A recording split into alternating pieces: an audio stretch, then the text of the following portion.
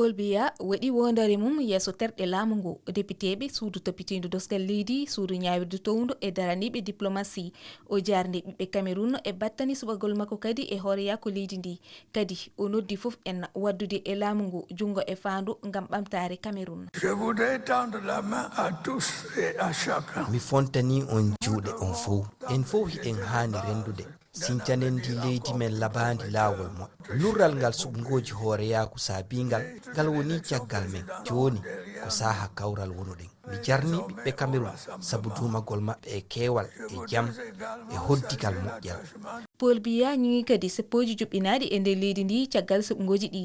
Seppoji waɗɗi caggal ɗi suɓgoji dillini o jaam sabu golle dawroyankoɓe jaasuɓe e nder nokkeli ɗuɗuɗi bonnereji lancuruji tiɗɗi yiyama. Cameroun handa e fitinaji jowitiɗi e suɓgoji ɗi boni mum mawnata tabintingol deƴere ko min fawi mi fodi on wondema nden deƴere nde tabitay.